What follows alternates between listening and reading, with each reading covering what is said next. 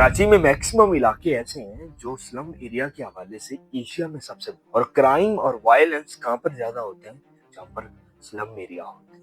कराची का governance system इतना fragmented है, इतना कंफ्यूजिंग है कि एक आम आदमी अगर उसको समझना चाहे तो उसकी पहुंच से दूर है कि ये सिस्टम काम किस तरह से करता है, कौन सी अथॉरिटी के पास कौन सा काम है। और यही वजह है कि वो अपनी राइट्स और ड्यूटी के अंदर ही कंफ्यूज रहता है कि मेरी कौन सी ड्यूटीज हैं और मेरे कौन से राइट्स हैं। जब भी अथॉरिटी बहुत ज्यादा होती है तो हमेशा ब्लेम दूसरों के ऊपर जाता है, और जब ब्लेम दूसरों के ऊपर जाता है तो जो प्रॉब्लम्स और मसाइल होते हैं वो अपनी जगह पे खड़े रहते हैं। देखिए, आज की डेट में जो कराची की टोटल पॉपुलेशन है वो लगभग 20 मिलियन है। ये पाकिस्तान का सबसे बड़ा शहर और दुनिया का 12वां बड़ा शहर बन चुका है आज की डेट। ये पाकिस्तान का कैपिटल भी रहा है 1947 से लेकर 1959 तक। गोया कि आज ये पाकिस्तान का कैपिटल नहीं है, लेकिन पाकिस्तान का सबसे बड़ा शहर होने का एजाज आज भी इसके नाम। अगर इसके जीडीपी की बात की जाए तो इसका जीडीपी लगभग 200 बिलियन यूएस डॉलर है आज की डेट में।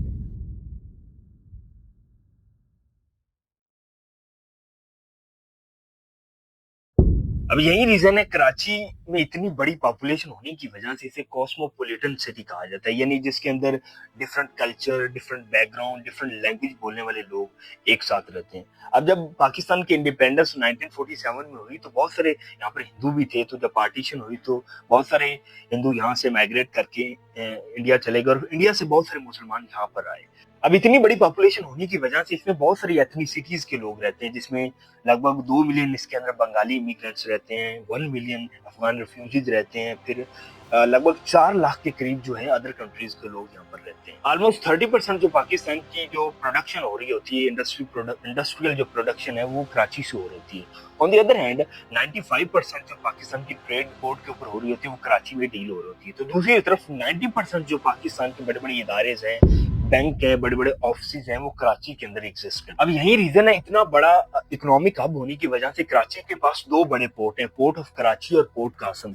और इतने बड़े पोर्ट होने की वजह से इसे बहुत ज्यादा वैल्यू भी दी जाती है पाकिस्तान के अंदर, क्योंकि ये मेन पाकिस्तान के इकोनॉमिक हब है और लगभग 95% है जो ट्रेड है इसी पोर्ट के थ्रू होती है कराची के अंदर। दूसरी तरफ कराची को सिटी ऑफ लाइट भी कहा जाता है। अब ये सिटी ऑफ लाइट 1960s और 70s के दौर में कहा जाता था, जब इसकी जो नाइट लाइफ है बड़ी इंटरेस्टिंग थी। तो जब अब उसके बाद 1980s के बाद इसके थोड़े से हालात थोड़े से खराब होने लगे, क्राइम रेट थोड़ा सा ज्यादा हो गया, वायलेंस ज्यादा बढ़ने लगा, क्योंकि उसके पीछे रीजन थी सोवियत अफगान वार उस टाइम चल रही थी। अब जब सोवियत अफगान वार चल रही थी तो पाकिस्तान का जो ये बड़ा शहर है कराची, ये भी बहुत सारे इशू फेस कर रहा था उस टाइम पे। अब क्राइम रेट हाई होने की वजह से इसे दुनिया का 6ठा मोस्ट डेंजरस सिटी डिक्लेयर किया गया 2014 के अंदर, क्योंकि इसके अंदर इतना ज्यादा क्राइम इन्वॉल्व था 2014 के अंदर, और इसे दुनिया का 6ठा डेंजरस सिटी कंसिडर किया गया। लेकिन 2022 के अंदर इसकी थोड़ी इंप्रूव, बल्कि बहुत ज्यादा इंप्रूवमेंट देखने को मिली। जब से 2014 के अंदर इसकी पोजीशन और इसका रैंक 6ठा नंबर था, लेकिन 2022 के अंदर इसने अपनी रैंक को इंप्रूव किया और 128 नंबर पे आ गया ओवरऑल दुनिया के अंदर क्राइम को लेकर। अब आज की डेट में अगर मैं बात करूं तो आज की डेट में कराची जो सोशल इश्यूज फेस कर रहा है वो एक अलग चीज है, लेकिन जितनी कराची की पॉपुलेशन है, जितना टैलेंट है, जितने बैकग्राउंड से लोग इस बड़े सिटी के अंदर रहते हैं, दूसरी तरफ कराची की अगर मैं पॉपुलेशन की बात करूं तो जितनी बड़ी पॉपुलेशन है उतना शायद बड़ा मैनेजमेंट का इंतजाम नहीं है हमारी कराची के अंदर। ना तो पानी का सही इंतजाम है, ना ट्रांसपोर्ट का है, और फिर सबसे बड़ा क्वेश्चन ये है कि एक आम आदमी अगर कराची की गवर्नेंस को समझना चाहेगा तो वो कभी समझ नहीं पाएगा, क्योंकि इसके अंदर इतने फ्रेगमेंटेशन है, इतना कंफ्यूजिंग ये सिस्टम है कि एक आदमी ये कौन से दूर है कि कराची के असल में जो मैनेजमेंट सिस्टम है, गवर्नेंस सिस्टम है, एक्चुअली में काम किस तरह से करता है। अब मैं ये बात क्यों कह रहा हूँ कि कराची का जो गवर्नेंस सिस्टम है इतना फ्रेगमेंटेड है, इतना कंफ्यूजिंग है। अब इसके पीछे रीजन है, अगर कराची को थोड़ा सा लाहौर के साथ अगर आप कंपैरिजन करें तो हम देखते हैं कि लाहौर के अंदर सिर्फ एक ही मेयर है, एक गवर्नमेंट है और एक प्लानिंग अथॉरिटी है। लेकिन कराची में ये चीज ऐसी नहीं है। कराची में जहाँ पर DHA अथॉरिटी है, वाटर बोर्ड अलग से है, फिर कराची मेट्रोपॉलिटन अथॉरिटी है, तो ये अलग अलग अथॉरिटी हैं जो डिफरेंट चीजों को कंट्रोल करती हैं। एक बात तो हमें समझ में आती है कि कराची का किसी भी अथॉरिटी का कराची के ऊपर पूरा कंट्रोल नहीं है, और अथॉरिटी के पास एक लिमिटेड सी अथॉरिटी है जो अपनी अथॉरिटी के अंदर रह के काम करती है। अब होता क्या है, जब अथॉरिटी लिमिटेड होती है तो हमेशा ब्लेम दूसरों पे आते हैं, और यही रीजन है कि आज कराची के बुरे हालात हैं। आप रोड को देख लें, आप दूसरे उनके वाटर मैनेजमेंट के सिस्टम को देख लें, दूसरे मैनेजमेंट के जितने भी सिस्टम है, सोशल इश्यूज है, उनको देख लें। अब आने वाली वीडियो में ये सारे जो सोशल इश्यूज हैं, जो मेन इश्यूज हैं, इनको स्टेप बाय स्टेप डिटेल के साथ डिस्कस करेंगे। लेकिन अभी के लिए आप सिर्फ ये याद रखें कि जो मेन इशू है वो आज की इस वीडियो में हम डिस्कस करेंगे, कि जो मेन इशू अगर ये मैक्सिमम हद तक सॉल्व हो गया तो मैक्सिमम पोटेंशियल जो कराची का है वो यूज किया जा सकता है। सबसे पहला इशू आज की डेट में जो कराची फेस कर रहा है वो है वाटर क्राइसिस। अब वाटर क्राइसिस इतना बड़ा क्राइसिस है कराची के अंदर कि आप इससे अंदाजा लगाएं कि यहाँ पर 41% जो पानी है वो टैंकर माफिया कंट्रोल करता है, और टैंकर माफिया कंट्रोल करने की वजह से वहाँ पर जब प्राइवेट टैंकर माफिया आते हैं तो पानी महंगा बेचते हैं, और एक आम आदमी जिसकी बेसिक नीड है पानी, वो शायद महंगो लेने पर मजबूर है। और वहाँ पर गवर्नमेंट जो है उसका बहुत ही कम रोल होता है वाटर सप्लाई के अंदर। अब दूसरी तरफ Karachi water and sewerage corporation यानी KWSC ये जो कॉर्पोरेशन है, इसका काम मेन होता है कि पूरी कराची के अंदर वाटर डिस्ट्रीब्यूशन होता है। अब ये डेली का 650 मिलियन गैलन कराची के अंदर डिस्ट्रीब्यूट करते हैं, लेकिन कराची को डेली की जरूरत कितनी होती है? 1000 से लेकर 1200 मिलियन गैलन की जरूरत है। अब ये जो 650 मिलियन गैलन KWSC प्रोवाइड करता है कराची को, और बाकी जो चीजें बचती है और बाकी जो गैप बचता है उसको फिल करता है टैंकर माफिया, और फिर टैंकर माफिया अपनी मर्जी का रेट लगाता है पानी को बेचने। अब आज की डेट में ये जो कराची का हाल है ये कोई 5-7 साल पुराना नहीं है, बल्कि इसकी जड़ें अगर आप 50 साल पीछे भी चले जाएं तो ये आपको कराची के अंदर इशू यही मिलेंगे। कभी पानी नहीं है, कभी ट्रांसपोर्ट नहीं है, कभी मैनेजमेंट का सिस्टम अच्छा नहीं है। तो ये पूरे इश्यूज हैं, ये आपको 50 साल पहले भी मिले। 1970 की अगर मैं बात करूं तो जो कराची की पॉपुलेशन थी टोटल वो थी 3.5 मिलियन। अब 3.5 मिलियन ऑब्वियसली बात है के टाइम पे बहुत बड़ी पॉपुलेशन थी। अब इस पॉपुलेशन की ऑब्वियसली बात है पानी की जरूरत थी, तो कराची की जो गवर्नमेंट ने इसने बहुत सारे प्रोजेक्ट लॉन्च किए करने के साथ डैम से पानी कराची को प्रोवाइड किया। अब उसके बाद 1980s और 90s के दरमियान इसकी जो पॉपुलेशन है वो लगभग 10 मिलियन को क्रॉस कर गई। अब जब 10 मिलियन क्रॉस की तो ऑब्वियसली बात है पानी की जो जरूरियात है वो ज्यादा बढ़ गई, ज्यादा उसकी डिमांड हो गई। तो दूसरी तरफ कराची की गवर्नमेंट ने K2 और K3 जैसे प्रोजेक्ट लॉन्च किए ताकि कराची के अंदर पानी की सप्लाई को ज्यादा स्मूथ किया जा सके, लेकिन ये प्रोजेक्ट ने कुछ सक्सेसफुल नहीं रहे, क्योंकि हमारी जो वाटर सप्लाई है गवर्नमेंट का, यानी 30 से 40% जो वाटर सप्लाई है वेस्ट और लीक हो जाता है। यानी टोटल जितना गवर्नमेंट पानी सप्लाई करती है कराची के अंदर उसमें से 30 से 40% तो वैसे लीक हो जाता है, या फिर चोरी हो जाता है, या पाइपलाइन टूट जाती है, आगे पहुंचता ही नहीं।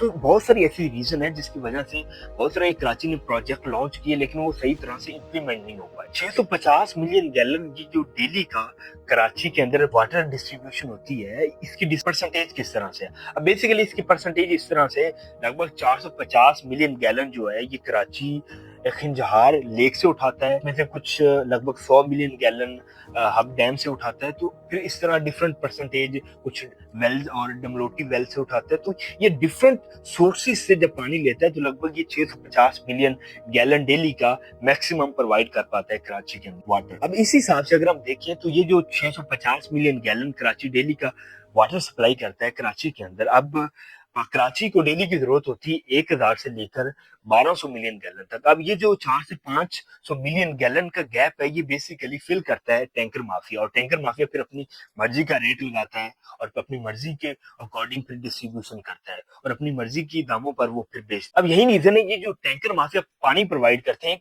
शख्स जिसके पास जो फाइनेंशियली स्ट्रांग है वो तो टैंकर माफिया से इजीली पानी ले लेगा, लेकिन एक आम सा आदमी जिसकी लगभग 20 से 25 हजार सैलरी है वो कहाँ पर खर्च करेगा 20 से 25 हजार रुपए? सो वो एक आम आदमी के लिए बहुत बड़ी मुश्किल हो जाती है कराची के अंदर पानी को लेकर। अब आज के टाइम में कराची जो दूसरा बड़ा प्रॉब्लम फेस कर रहा है वो है इनफॉर्मल सेटलमेंट यानी कच्ची आबादी। अब कच्ची आबादी कराची के अंदर एक बहुत बड़ा आज की डेट में मसला बन गया। अब होता क्या है, क्योंकि कराची एक इकोनॉमिक हब है, इंडस्ट्रियल हब है, तो बहुत सारे लोग डिफरेंट कंट्री से, पाकिस्तान के डिफरेंट जगहों से जब लोग ट्रेवल करके कराची में आते हैं अच्छी अपॉर्चुनिटी के लिए, जॉब के लिए। तो जब गवर्नमेंट उनको मैनेज नहीं कर पाती अर्बन ग्रोथ की वजह से, तो वो लोग इनफॉर्मल सेटलमेंट बनाते हैं, यानी कच्ची आबादी में फिर रहना शुरू करते हैं। और फिर ऐसा ऐसा आज की डेट में ये कच्ची आबादी लगभग कराची का एक बहुत बड़ा मसला बन गया है। अब दूसरी तरफ जब ये कच्ची आबादी बनती है तो सबसे बड़ा इशू होता क्या है? सबसे बड़ा इशू होता है कि इन कच्ची आबादी के अंदर ना तो वाटर सप्लाई इतने स्मूथली से काम करता है, ना एजुकेशन सिस्टम इतना अच्छा होता है, ना इंफ्रास्ट्रक्चर इतना अच्छा होता है, ना रोड अच्छे होते हैं, ना पानी की सप्लाई अच्छी होती है, ना बिजली की सप्लाई इतनी अच्छी होती है। तो कुल मिला के बात ये है कि कोई भी आपको फैसिलिटी प्रॉपर नहीं मिलेगी जब आप कच्ची आबादी में रहेंगे, इनफॉर्मल सेटलमेंट में लोग रहेंगे, कच्ची आबादी बनाएंगे। तो कोई भी फैसिलिटी, क्योंकि वो गवर्नमेंट से इग्नोर्ड एरिया होते हैं, मैक्सिमम गवर्नमेंट से वो इग्नोर एरिया होते हैं, और वहां पर कोई भी फैसिलिटी प्रॉपर नहीं दी जाती। अब उरंगी टाउन को आप देख लें, उसमें लगभग 1 मिलियन प्लस लोग रहते हैं। वहां पर ना तो अच्छा एजुकेशन सिस्टम है, वाटर सप्लाई अच्छी नहीं है। दूसरी तरफ आप लियारी को देख लें, लियारी कराची का और एशिया का सबसे बड़ा स्लम एरिया है। और यही रीजन है, उसके अंदर आप देख लें, हेल्थ केयर का सिस्टम देख लें, एजुकेशन का सिस्टम देख लें, ओवरऑल अगर आप इंफ्रास्ट्रक्चर उसका देखें तो आप खुद आपको पता चल जाएगा कि किस तरह की कच्ची आबादी के अंदर किस तरह की फैसिलिटीज। दूसरी तरफ आप जुरान ममदानी को देखें, जो मेयर ऑफ न्यूयॉर्क है। अब इसको देखें, ये क्यों इतना फेमस हुआ, लोगों ने इसको क्यों सिलेक्ट किया? तो इसके पीछे की रीजन थी कि इसने एक आम आदमी की बात की, आम आदमी के इशू के बारे में बात की, आम आदमी को की जरूरियात के बारे में बात की। तो लोगों ने उसकी बात को सुना, उसको वैल्यू दी और इसको इलेक्शन से विन करवाया। तो यही रीजन है कि हमारी पॉलिसीज और न्यूयॉर्क की पॉलिसीज के अंदर कितना बड़ा डिफरेंस है। हमारी पॉलिसीज के अंदर एक आम आदमी कहीं एग्जिस्ट ही नहीं करता, और यही रीजन है हमने कराची के पूरे, बल्कि एक आम आदमी पाकिस्तान के पूरे सिस्टम को अगर समझना चाहे तो कभी भी समझ नहीं पाएगा। स्पेशली कराची अगर मैं बात करूं, तो गवर्नमेंट अगर कोई स्ट्रक्चर समझना चाहे, गवर्नमेंट किस तरह से काम करती है, कौन सी अथॉरिटी क्या काम करती है, एक आम आदमी कभी भी समझ नहीं पाता। यही रीजन है, वो आदमी कंफ्यूज रहता है कि मेरी ड्यूटीज क्या और मेरे राइट क्या है। तीसरी बड़ी प्रॉब्लम आज की डेट में जो कराची फेस कर रहा है वो है पब्लिक ट्रांसपोर्ट। अब पब्लिक ट्रांसपोर्ट का अंदाजा इस चीज से लगाइए कि ये पब्लिक ट्रांसपोर्ट इतना इंपॉर्टेंट रोल अदा करती है एक आम आदमी की अर्निंग और इसकी इकोनॉमिक बेटरमेंट के लिए। क्योंकि अगर एक अच्छी पब्लिक ट्रांसपोर्ट होगी, एक आम आदमी इजीली उस पर ट्रेवल करके अपने रिसोर्सेज और अपने फाइनेंशियल को बेहतर कर सकते। लेकिन दूसरी तरफ ये जो पब्लिक ट्रांसपोर्ट का इशू होता है, ये दुनिया के हर बड़े शहर में मौजूद होता है, लेकिन कराची में खासतौर पर ये पब्लिक ट्रांसपोर्ट का जो इशू है बहुत ज्यादा है। जिस तरह हमने पीछे बात की, वाटर क्राइसिस है, और फिर हमने बात की कि किस तरह से कच्ची आबादी कराची के अंदर एग्जिस्ट करती है, ये बड़े बड़े प्रॉब्लम है। तो तीसरा बड़ा प्रॉब्लम है पब्लिक ट्रांसपोर्ट। अगर ये इंप्रूव नहीं होगा तो एक आम आदमी की क्वालिटी ऑफ लाइफ कभी भी इंप्रूव नहीं हो सकती। चौथा एंड लास्ट वन प्रॉब्लम जो कराची आज की डेट में फेस कर रहा है वो है ब्रोकन सिस्टम, यानी गवर्नेंस फ्रेगमेंटेशन। यानी एक आम आदमी अगर कराची की गवर्नेंस, उसकी गवर्नमेंट स्ट्रक्चर को समझना चाहे तो मैं नहीं समझता कि एक आम आदमी उसको समझ पाएगा, क्योंकि इतना कंफ्यूजिंग है। अथॉरिटी बहुत ज्यादा है, किसी के पास पूरी अथॉरिटी नहीं है किसी भी काम, कोई भी काम करने को। तो हर शख्स दूसरे को ब्लेम करता है, क्योंकि वो ये कहता है कि ये मेरी ड्यूटी नहीं थी तो उसकी है।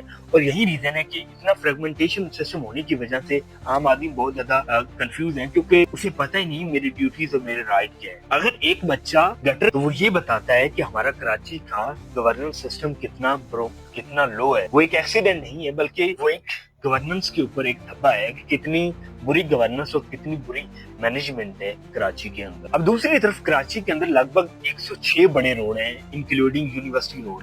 अब कराची मेट्रोपॉलिटन कॉर्पोरेशन यानी केएमसी जो अथॉरिटी है, इसका मेन काम होता है कि इसकी मेंटेनेंस को देखना, रोड को सेफ बनाना। लेकिन पुअर कोऑर्डिनेशन होने की वजह से ये रोड आज की डेट पर अनसेफ, और इनके ऊपर कोई मेंटेनेंस का काम नहीं। और यही रीजन है कि इतना पुअर इंफ्रास्ट्रक्चर और इतना फ्रेगमेंटेशन होने की वजह से एक आम आदमी को प्रॉपर फैसिलिटी नहीं मिल। इकोनॉमिक्स इंटेलिजेंस यूनिट की ये रिपोर्ट देखी है, जिसमें कराची का जो रैंक है 170 है आउट ऑफ 173 में से। यानी इतना बुरा नाकिस निजाम है कराची के अंदर, इंफ्रास्ट्रक्चर को लेकर, एजुकेशन को लेकर और बाकी बेसिक नीड्स को लेकर इतना बुरा हाल है इस रिपोर्ट के अकॉर्डिंग। वैसे तो हमें ये ब्लेम किया जाता है कि हमारी जो सोसाइटी है ये बहुत जल्दी और बहुत फास्टली वेस्टर्न कल्चर को अडॉप्ट कर रही है, लेकिन एक चीज पे मुझे बहुत ज्यादा अफसोस है कि हम गवर्नेंस और मैनेजमेंट के जो निजाम है वो क्यों नहीं अडॉप्ट कर रहे। आप अगर लंदन, न्यूयॉर्क को देखो, तो लंदन और न्यूयॉर्क के अंदर जितने भी एडमिनिस्ट्रेटर हैं, मैनेजमेंट करने वाले लोग हैं, वहाँ के पब्लिक नुमाइंदे हैं, اگر وہ صحیح طرح سے پبلک کو فیسیلیٹیٹ نہیں کر رہے ان کے لیے ان کا جو کام ہے، تو اوپر سے اتنا پریشر ہوتا ہے کہ انہیں یا تو کام ٹھیک کرنا پڑتا ہے یا پھر ریزائن کر کے جان چھڑوانی ہے. لیکن افسوس کی بات ہے پاکستان اور پاکستان کے اسپیشلی جو بڑے شہر ہیں، اسپیشلی کراچی، اس میں کچھ ایسا نہیں ہے. آپ کیا اس کے بارے میں کہتے ہیں؟ بہت شکریہ آپ کا.